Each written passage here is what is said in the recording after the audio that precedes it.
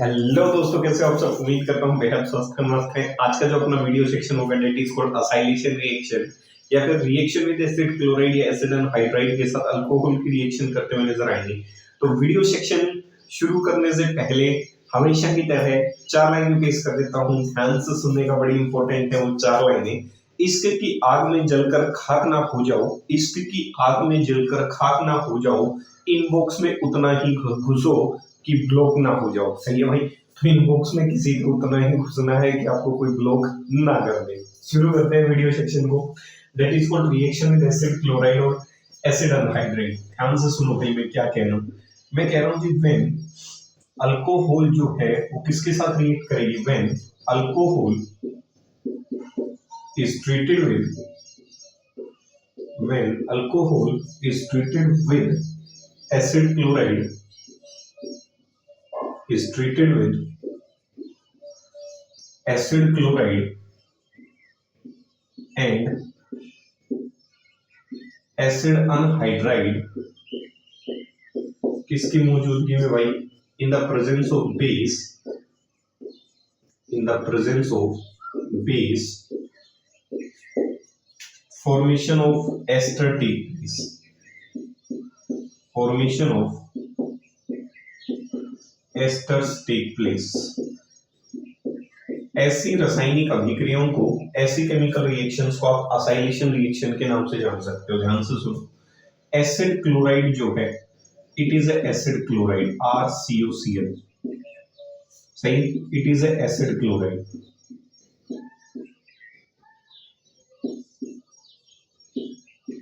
ठीक है।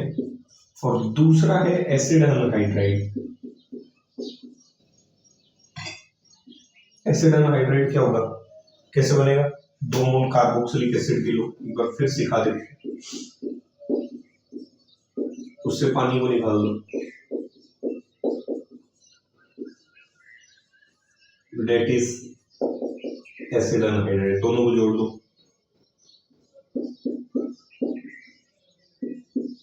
देखा।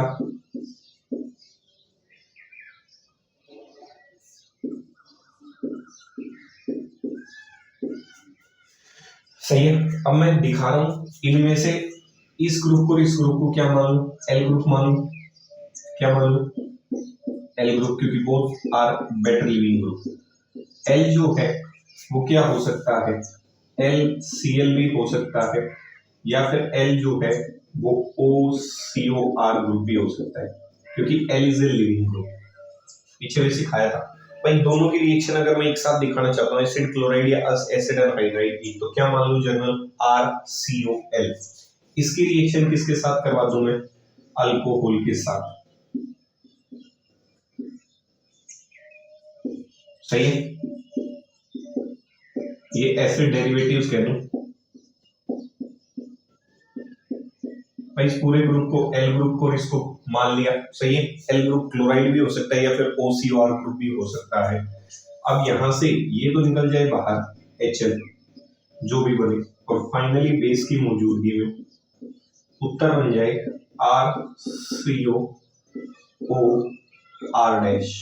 इसे क्या कहते हैं भाई, एस्टर प्लस HL बाहर निकल जाए। HL is a leaving group, L is a क्या है, लिविंग ग्रुप।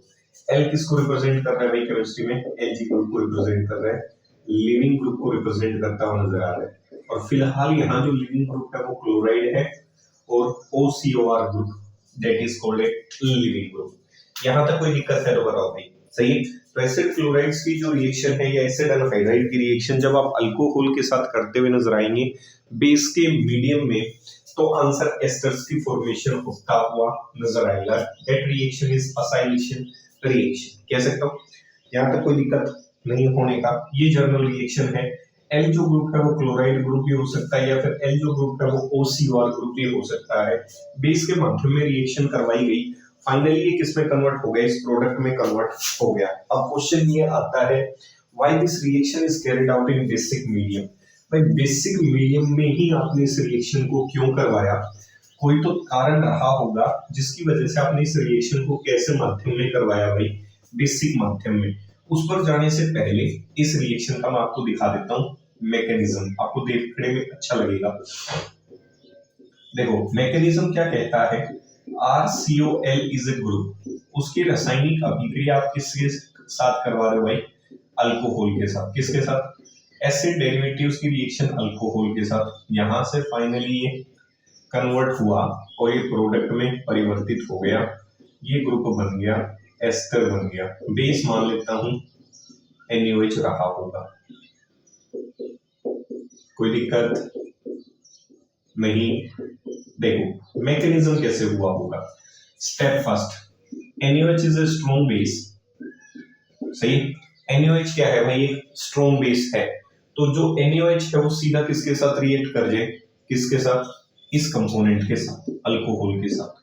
ROH जो है वो NaOH के साथ रिएक्ट कर जाए, सही। तो इसका मतलब क्या कह सकता हूं, यहां से H2O बाहर निकल जाए plus RO negative Na positive, कह सकता हूं सोडियम अल्कोक्साइड, क्या बन जाए, सोडियम अल्कोक्साइड।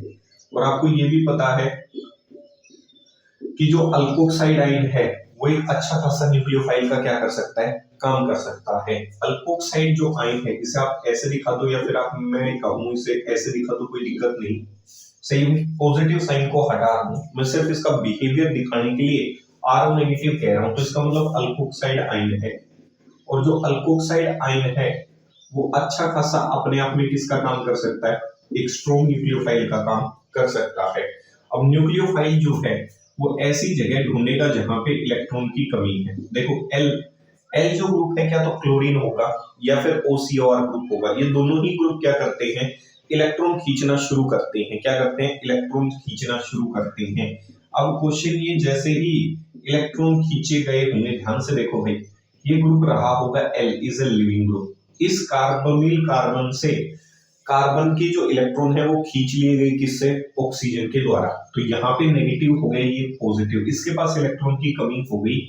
जैसे इसको पता चलेगा कि इसके पास इलेक्ट्रॉन की कमी हुई है, ये दौड़कर आएगा अल्कोक्साइड आयन, जो किसका काम कर रहा है रिएक्शन में, एक न्यूक्लियोफाइल का काम कर रहा है। जैसे ही पता चलेगा कि यहाँ एक इलेक्ट्रोफिलिक साइट क्रिएट हो गई, इस ऑक्सीजन इस कार्बन से इलेक्ट्रॉन खींच लिए, तो ये नेगेटिव और ये कैसा, पॉजिटिव आएगा, और इस पे क्या कर देगा, हमला कर देगा और इसके साथ जुड़ जाएगा। फाइनली जो प्रोडक्ट बनाएगा, फाइनली प्रोडक्ट बनेगा RCO नेगेटिव, और इधर L is a leaving group, यहां दिखा देता हूं लिविंग ग्रुप को।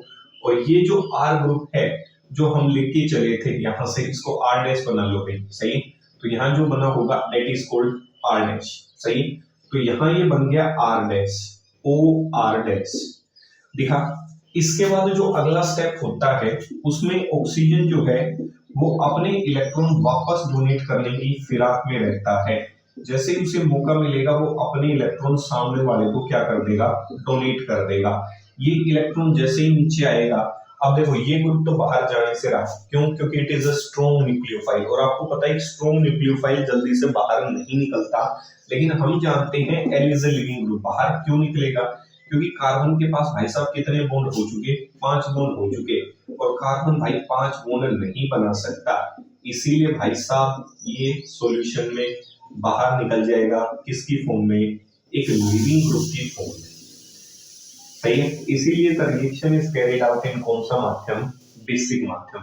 NaOH और अल्कोहल की रिएक्शन हुई होगी, अल्कोक्साइड आयन बनी होगी, जो किसका काम कर सकता है भाई, एक न्यूक्लियोफाइल का काम कर सकता है।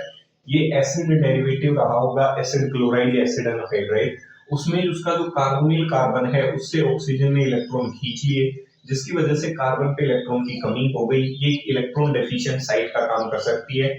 इसके ऊपर वो हमला करेगा जिसके पास इलेक्ट्रॉन की अधिकता है, वो आया और उसने हमला कर दिया, और फाइनली ये यहाँ से ग्रुप को क्या करवा दिया, लीव करवा दिया।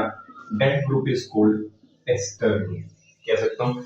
इस तरीके से किसकी प्रिपरेशन हुई होगी, एस्टर की। तो ये इस रिएक्शन का मैकेनिज्म था कि किस तरीके से एसिड क्लोराइड और एसिड एनहाइड्राइड की जब रासायनिक अभिक्रिया अल्कोहल के साथ करवाई जाती है बेसिक माध्यम में, तो क्या प्रोडक्ट बनाए जा सकते हैं।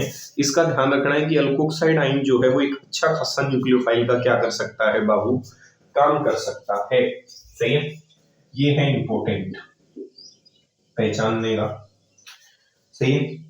उम्मीद करता हूं पहचान लोगे।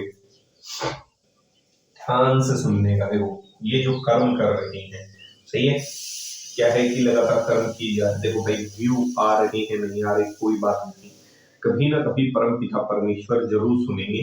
क्यों कर रहे हैं वो कर्म, ध्यान से सुनने का। कर्म करो तो फल मिलता है, आज नहीं तो कल मिलता है। कर्म करो तो फल मिलता है, आज नहीं तो कल मिलता है। जितना अधिक गहरा हो कुआ, उतना ही मीठा जल मिलता है।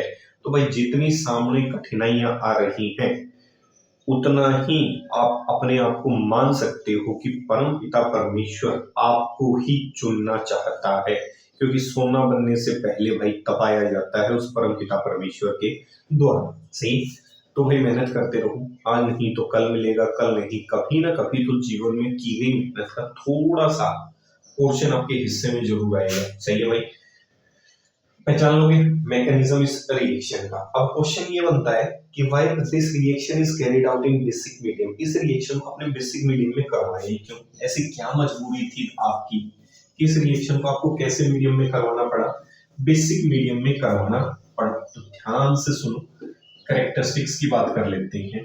कैरेक्टरिस्टिक्स ऑफ दिस रिएक्शन, सही है, इस रिएक्शन की विशेषता। कैरेक्टरिस्टिक्स ऑफ दिस रिएक्शन, सही, पहली बात, this reaction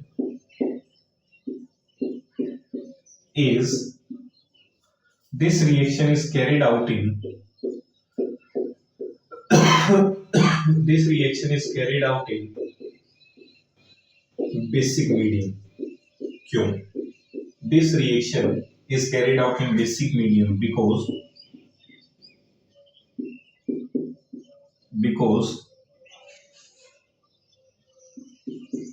in basic medium this reaction is carried out in basic medium because क्यों, because in basic medium the concentration or strength of, because in basic medium concentration of nucleophile या strength of nucleophile of hydroxy derivative क्या की जा सकती है, बढ़ाई जा सकती है। देखो यहां से बनेगा न्यूक्लियोफाइल, बनेगा, हाँ या ना, सही। अब जो भी न्यूक्लियोफाइल बना वो किसका बनेगा, अल्कोहल कंपोनेंट का बनेगा, इसमें तो कोई दो राय है ही नहीं, सही है। तो न्यूक्लियोफाइल कौन बना, अल्कोहल से बना। और आपको पता है अल्कोहल कैसा न्यूक्लियोफाइल होता है, एक वीक न्यूक्लियोफाइल कह सकता हूँ।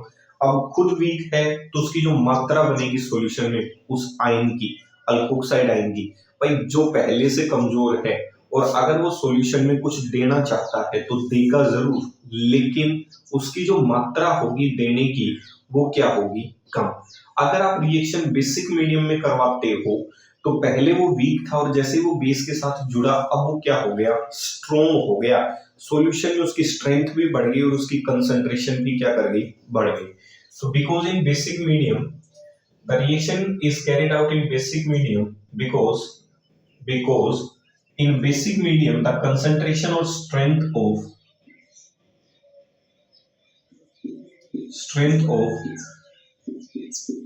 nucleophile of hydroxy derivative increases,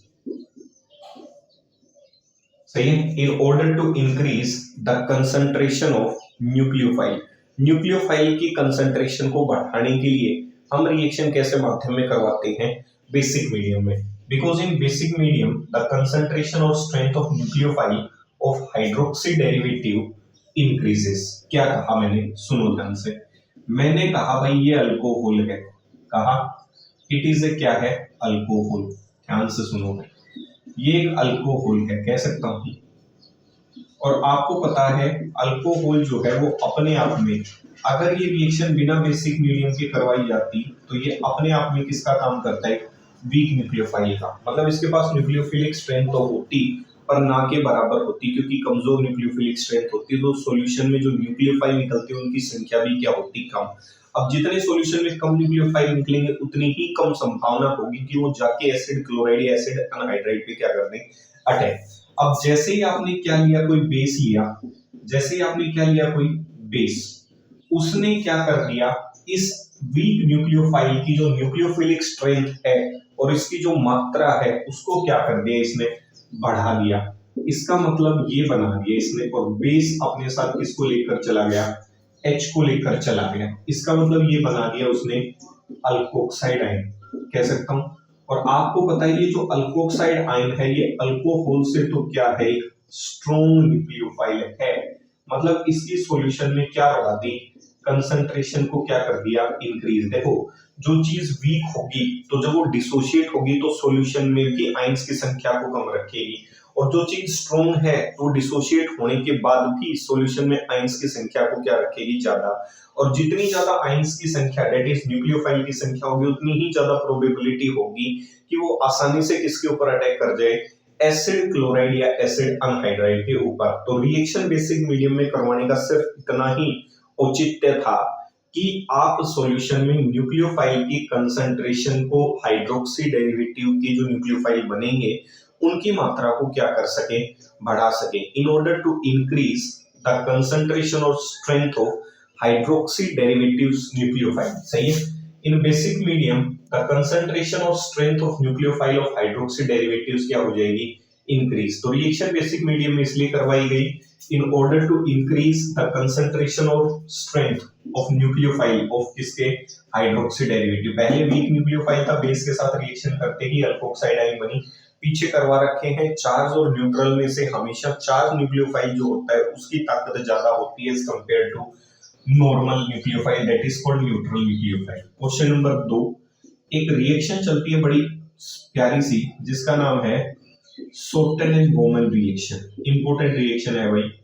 दूसरी कैरेक्टरिस्टिक्स यही है, that is called Schotten and Baumann reaction. क्या कहती है सोर्टन एंड बोमन रिएक्शन? ये कहती है the reaction of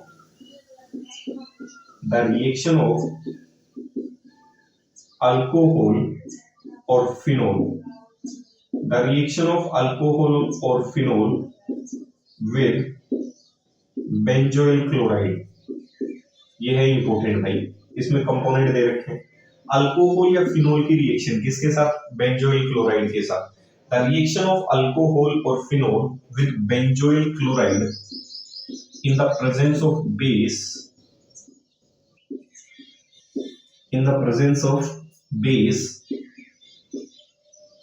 result in formation of aromatic esters. Schotten Baumann reaction क्या कहती है, अल्कोहल या फिनोल की रिएक्शन किसके साथ, बेंजाइल क्लोराइड के साथ, बेसिक माध्यम के अंदर, ताकि वो क्या बना सके, इधर दिखा देता हूं, ताकि वो क्या बना सके, एरोमेटिक एस्टर्स बना सके। ये बेंजोइल क्लोराइड है, सही है। बेंजोइल क्लोराइड की रिएक्शन अल्कोहल के साथ या फिनोल के साथ, मीडियम कैसा रखूं, बेसिक। फाइनली प्रोडक्ट क्या बन जाए, एस्टर। कौन से एस्टर, एरोमेटिक एस्टर। दिखा, बोलो दिखा भाई, देख लो। बेंजोइल क्लोराइड की रिएक्शन अल्कोहल के साथ या फिनोल के साथ बेसिक मीडियम में क्या कहलाती है, बेंजोइल रिएक्शन का नाम कहलाएगा सोर्टन एंड बोमन रिएक्शन। माफी चाहूंगा, बेंजोइल क्लोराइड तो खुद एक रिएक्टेंट है। दूसरा होता है बेंजोइल क्लोराइड की रिएक्शन किसके साथ, फिनोल के साथ।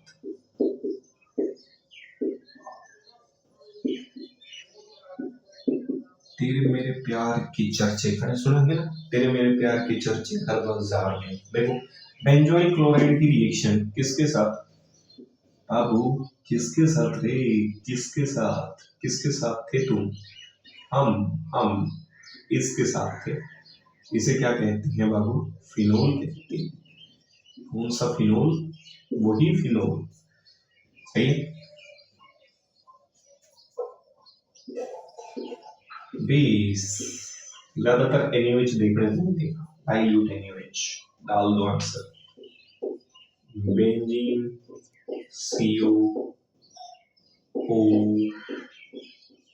बेंजीन।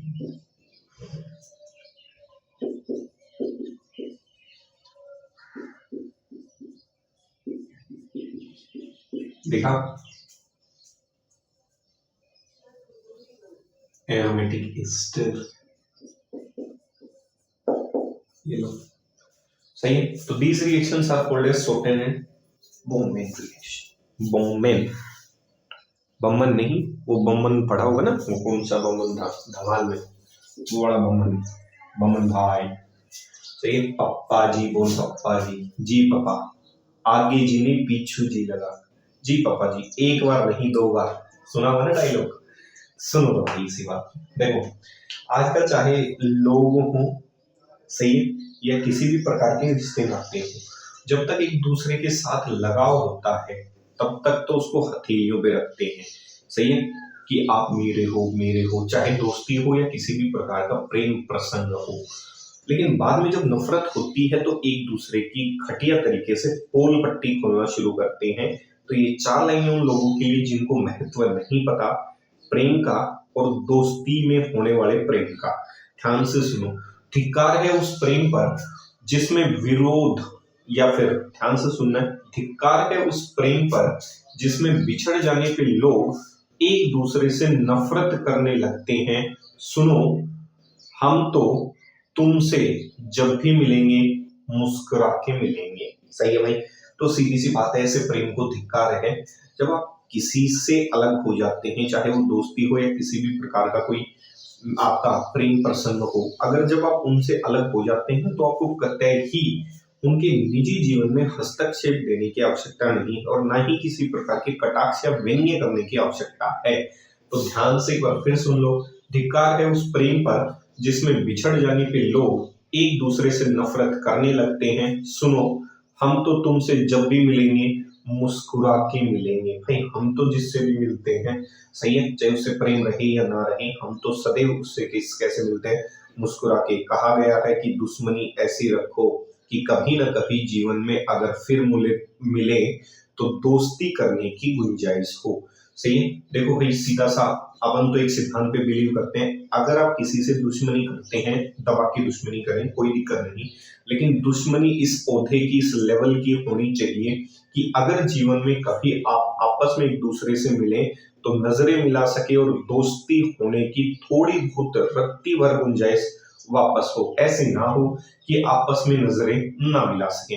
तो मिलेंगे फिर अगले वीडियो सेक्शन में, तब तक स्टे सेफ, स्टे सिक्योर। जय हिंद, जय भारत।